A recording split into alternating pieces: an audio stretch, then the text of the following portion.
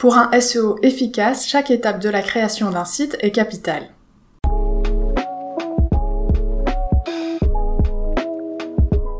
Bonjour, c'est Nora et sur cette chaîne, je vous aide à optimiser votre site WordPress.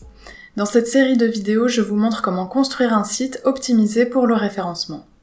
La première étape du processus, ce sera évidemment d'installer WordPress et on va commencer par installer un site sur l'ordinateur, donc en local. Pour installer un site sur un ordinateur, il faut installer d'abord un serveur sur cet ordinateur pour pouvoir installer ensuite WordPress et faire tourner le site. Une chose importante à retenir, c'est que ce serveur n'est pas public, donc c'est un serveur qui est installé sur votre ordinateur et auquel les internautes n'ont pas accès. Pour que votre site soit accessible publiquement, donc via internet, il faudra le mettre sur un hébergeur et on verra ça dans une vidéo suivante. Le serveur que je vous recommande d'utiliser, c'est Xampp. Je vous ai mis le lien dans la barre de description et ensuite il faudra simplement cliquer sur le bouton qui correspond à votre système d'exploitation. Ensuite, la procédure, c'est une procédure parfaitement classique d'installation d'un programme sur votre système. La seule chose à faire, idéalement, ce sera d'installer Xampp sur votre disque dur directement. Une fois que vous avez installé Xampp sur votre ordinateur, vous devriez retrouver un dossier Xampp sur votre disque dur. Dans ce dossier, vous avez tous les éléments nécessaires au fonctionnement du serveur sur votre ordinateur, et vers le bas, vous avez une application qui s'appelle Xampp Control et qui vous permet de lancer le serveur.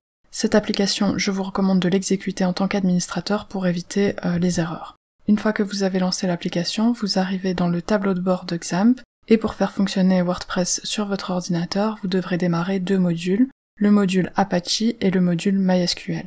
Pour les démarrer, il suffit de cliquer sur Start, et lorsque ces modules sont verts, c'est qu'ils fonctionnent. Pour ne pas devoir démarrer manuellement Apache et MySQL chaque fois que vous lancez Xampp, vous pouvez cliquer sur le bouton Config et demander à Xampp d'automatiquement lancer ces deux modules au démarrage. Donc vous devrez sélectionner Apache et MySQL et ensuite cliquer sur Save.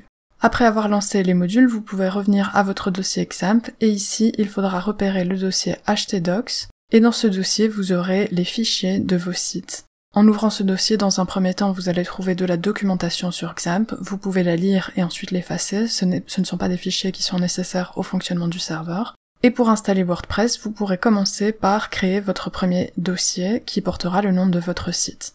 Donc je vais commencer par créer un nouveau dossier que je vais appeler WordPress Test. Mon dossier est ici, pour l'instant il est vide. Ensuite je vais me rendre sur le site de WordPress, donc wordpress.org, et je clique sur le bouton Obtenir WordPress. Ici je vais télécharger la version la plus récente, donc c'est toujours la version la plus récente qui sera disponible sur cette page. Et ensuite, je dois télécharger WordPress. Ici, j'ai téléchargé WordPress directement dans le dossier que j'ai créé, donc mon dossier WordPress Test qui sera le dossier de mon site. Ensuite, je vais extraire les fichiers. Après avoir extrait les fichiers, je retrouve mon dossier WordPress qui contient tous les fichiers de WordPress, mais qui est un dossier trop loin, donc je vais devoir rapatrier tous ces dossiers et ces fichiers dans mon dossier original WordPress Test. Ensuite, je peux effacer ce dossier WordPress, je n'en ai pas besoin. Et ici, vous retrouvez la structure habituelle d'un site WordPress. Maintenant que tous les fichiers de WordPress sont installés dans mon dossier WordPress Test, donc dans le dossier de mon site, je vais pouvoir accéder à mon serveur local. Pour accéder au serveur local, il suffit de taper localhost dans votre navigateur, n'importe quel navigateur. Et ici, je retrouve tous les sites que j'ai sur ce serveur, et notamment mon nouveau site WordPress Test. Si je clique sur le nom de mon site, WordPress Test, je peux lancer l'installation de WordPress en 5 minutes. Avant de faire ça, il me manque une partie cruciale de mon site, c'est une base de données. Je vais donc d'abord créer une base de données, et pour créer cette base de données, je vais accéder à phpMyAdmin, que je vais retrouver sur mon serveur local. Pour accéder à phpMyAdmin, il suffit de taper localhost, donc de nouveau le serveur local, et ensuite phpMyAdmin. Et vous tapez ça dans votre navigateur. Je vais créer une nouvelle base de données, puisque je n'ai pas encore de base de données associée au site que je viens de créer, donc WordPress Test. Je dois donner un nom à ma base de données, donc je vais l'appeler WordPress Test pour que tout ça soit facile à retrouver. Je conserve le paramètre par défaut et je clique sur Créer. Je reviens à mon site WordPress Test et je vais lancer l'installation de WordPress. Donc je commence par choisir le français, je clique sur Continuer et ensuite je vais devoir fournir les données habituelles à WordPress pour pouvoir l'installer. Je clique donc sur C'est parti. Le nom de la base de données que je viens de créer, c'est donc WordPress Test. L'identifiant MySQL par défaut, c'est root. Je n'ai pas ajouté de mot de passe à ma base de données, l'adresse de ma base de données c'est bien localhost et le préfixe des tables n'a pas encore été configuré, donc je peux laisser WP ou je peux changer ce préfixe pour plus de sécurité. Ici je vais ajouter un nombre au hasard et ensuite je clique sur envoyer. Je peux lancer l'installation. Ici je vais devoir de nouveau fournir les données de base de WordPress, donc je vais donner un titre à mon site. Je vais devoir choisir un identifiant et un mot de passe. Vous pouvez ici choisir un mot de passe fort, mais comme votre site est en local, la sécurité n'est pas encore importante. Par contre, quand vous passerez du local à l'hébergeur en ligne, la sécurité sera extrêmement importante. Donc ici, par facilité, je vais juste donner un mot de passe qui n'en est pas réellement un. Je vais confirmer l'utilisation du mot de passe faible et je vais ajouter une adresse email. La visibilité par les moteurs de recherche n'a aucune importance puisque les moteurs de recherche n'auront pas accès à mon site en local et je peux donc installer WordPress. Mon site a été installé, je peux cliquer sur se connecter et ici je vais utiliser les identifiants et mots de passe que je viens de créer, donc admin et pass. Je me connecte et j'ai bien installé WordPress sur mon serveur en local. Maintenant que cette première étape est terminée, je vais passer un tout petit peu de temps à configurer WordPress et notamment pour nettoyer les éléments par défaut qui se retrouvent dans n'importe quelle nouvelle installation de WordPress. Je commence par me rendre dans article et je vais supprimer l'article d'exemple qui se trouve ici. Je le mets à la corbeille, mais je vais également vider la corbeille.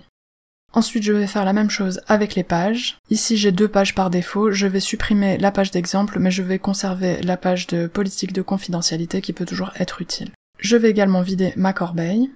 Ensuite, dans les commentaires, ici, il n'y aura pas de commentaire parce que j'ai supprimé l'article sur lequel il y a un commentaire d'exemple. Donc je vais directement me rendre dans extension, et ici je vais supprimer l'extension Hello Dolly. Vous pouvez également choisir de conserver ou de supprimer Akismet. Akismet c'est un anti-spam très puissant contre les commentaires de spam, donc si vous avez les commentaires ouverts sur votre site, je vous conseille plutôt de conserver Akismet. Je vais décider de conserver Akismet, mais je vais directement activer les mises à jour auto. De cette manière, cette extension sera mise à jour automatiquement et je ferai ceci avec chaque extension que j'installe. En parlant des mises à jour, Akismet doit être mis à jour, donc je vais me rendre dans les mises à jour. Je vérifie ici que WordPress est mis à jour automatiquement avec chaque nouvelle version de WordPress. Je préfère laisser ceci activé en particulier en local. Si vous ne souhaitez pas que les mises à jour soient faites de manière automatique, vous pouvez basculer sur les mises à jour de maintenance et de sécurité uniquement.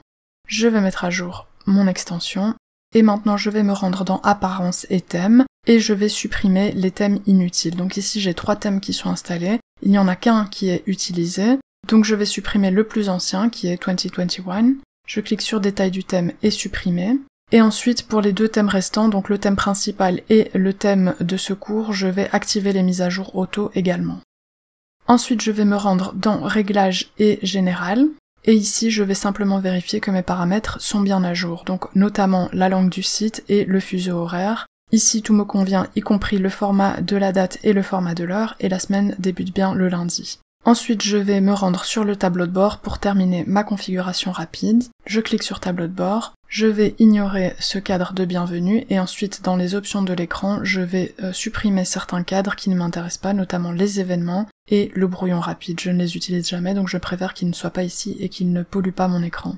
Maintenant que tout ceci est fait, j'ai une version tout à fait propre et prête à l'emploi de WordPress. Je peux me rendre sur mon site, donc je n'ai pas de page, pas d'article, pas de commentaires. Dans la vidéo suivante, on parlera justement du thème de WordPress. J'espère que ce tutoriel vous a été utile et que vous pourrez mieux référencer votre site. Si c'est le cas, n'hésitez pas à liker cette vidéo et à vous abonner. Vous pouvez me poser vos questions en commentaire et je vous dis à bientôt.